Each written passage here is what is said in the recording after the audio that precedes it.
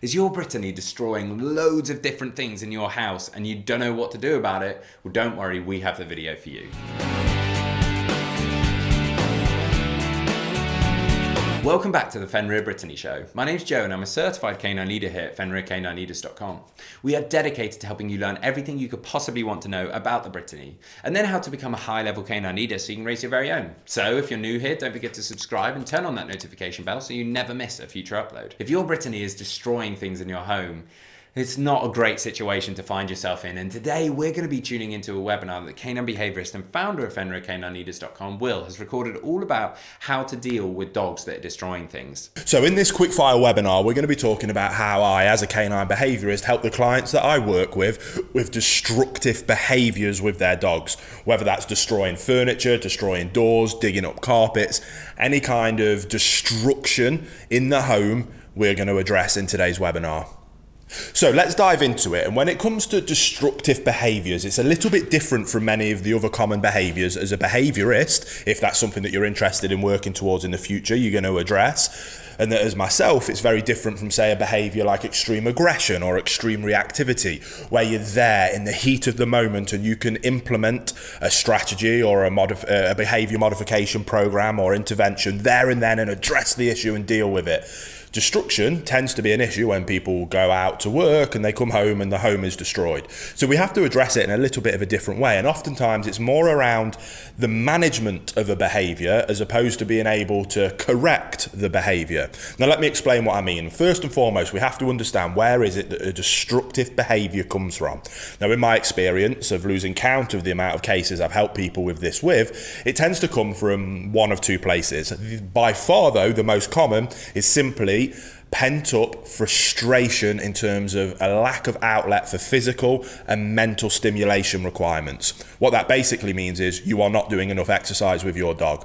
If you go out and do more exercise with your dog, give them more mental stimulation, enough that truly satisfies them every single day, depending on their breed and specific requirements for them as a dog, that will 9 times out of 10 address the problem of destructive behaviors. Now, sometimes people don't want to hear that. What they want is for me as a behaviorist with the reputation that I've got to be able to come in and may wave a magic wand. They don't have to do anything for their lifestyle and I fix their broken dog. Their dog isn't broken. The dog is simply bored and frustrated. We need to give them a positive outlet for that frustration and that will address the problem. So we're going to significantly increase the amount of exercise we're doing and significantly increase the amount of mental stimulation that we're giving them. If you're prepared to do that, 9 times out of 10 you're going to solve this problem. Now if you want to do that in more of a professional setting, you're going to have to develop the people skills of being able to get that across to your clients in a way that first of all won't upset them by simply calling them out and telling them that they're the problem, but helping them see that that's the case and helping them come up with a process and a program of how it is that they can quickly and efficiently be able to provide additional exercise and mental stimulation. And that's where you can develop different strategies around quick fire ways of exercising dogs, quick fire ways of providing more mental stimulation for them. And as is always the case with any behavior case that I work on, I always help our owners restructure their relationship with their dogs and help them become a higher level canine leader.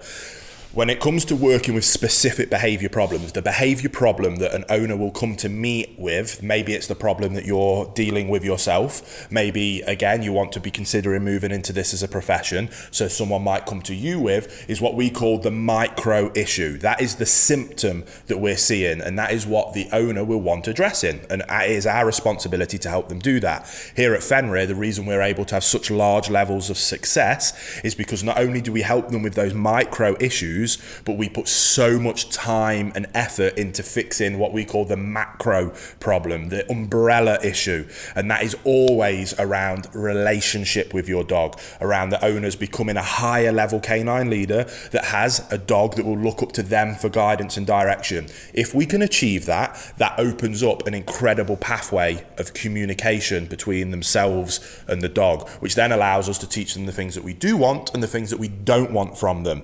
Now, in terms of destructive behavior being the micro issue, it's one of the few behaviors where addressing that at a macro level might not necessarily be what they're looking for in the micro fix. It doesn't mean it's helpful. It's incredibly helpful. So I highly suggest that you go and do that, because that will address any other possible problems that will come up in the future.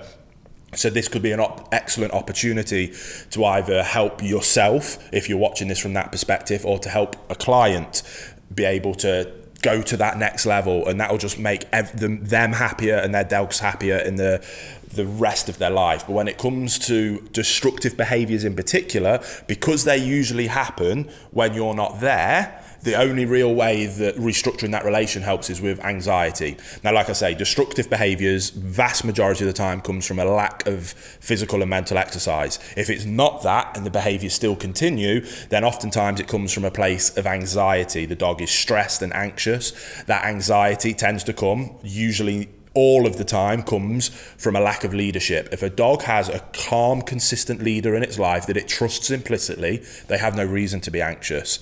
Then, as long as they're getting plenty of exercise, they'll happily relax and calm down. That's why we focus on those two things first. Then, on top of that, or why we're going through that process, because to restructure that relationship, we use our bootcamp process. Again, if you're interested, the online version of that is down in the description box below. But we go through that process, but nothing happens overnight, and that can take some time. Now, like I say, that will 9 times out of 10, even more so 99 times out of 100, will address this issue. If it doesn't, or while we're going through that process, we simply use a methodology of managing the behavior. Stop setting your dog up to fail. To set our dogs up for success with destructive behaviors, it's simply about managing the environment, ensuring that there's not things in their environment that they can destroy. To do that, the easiest way is to crate train or pen train our dogs.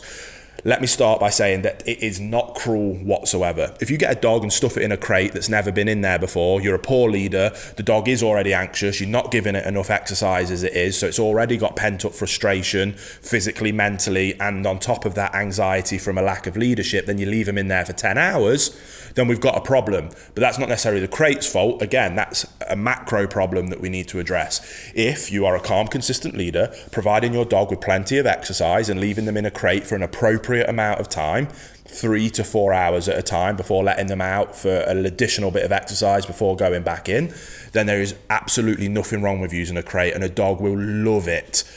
Dogs are denning animals. I like to cover crates with a big towel or blanket to make it nice and dark, put a nice bed in there so it's nice and cozy. Nobody else can ever go in that crate. That's the dog's special, safe, calm place for them to go, take themselves away and relax. That is what we're looking at achieving, and that's what we're looking at doing. To help with destructive behaviors, if we can get the dog to learn to love their crate, which is very easy if we follow that basic methodology, we leave them in there with a frozen Kong, get a Kong toy, stuff it full of some meat pate, chuck it in the freezer, then before you go out, 10 minutes before you go out, let them sniff the Kong, put the Kong into the crate, shut the crate door so they can't get in there, and I promise you, you do that every time, your dog will be begging you to go away so that you can let them in the crate and shut them in there with that Kong. They'll look forward to that time alone. You add that on top of exercise, they go in, the Kong provides additional mental stimulation while they work their way through it. Happy days, everyone's happy. The dog then works their way through the Kong. Oh, I'm knackered now, I'm just gonna have a little sleep until the boss comes home. You come home, do a bit more exercise. Again, it's not rocket science. Add in more exercise, add in better leadership, control the environment, nothing in your house ever gets destroyed again. It's not rocket science. The theory is simple and straightforward, just requires a little bit of commitment and dedication and leadership on your part if the owner, or helping your clients' owners be able to implement those kind of basic strategies just with dedication and commitment to the desired outcome, which is having a perfect dog, which you will have if you put in that effort. So I hope that was helpful. Go away, get stuck in, start implementing those things, and I promise you, you're going to achieve incredible levels of success. And there you have it, guys. Some really useful tips and tricks from Will there, all about how to stop your dog destroying things. I really hope you enjoyed today's video. If so, get involved in the comments down below, as we would love to hear from you. Don't forget to subscribe and turn on that notification bell, as we have 3 dedicated videos coming out every single week, so I can't wait to see you in the next episode.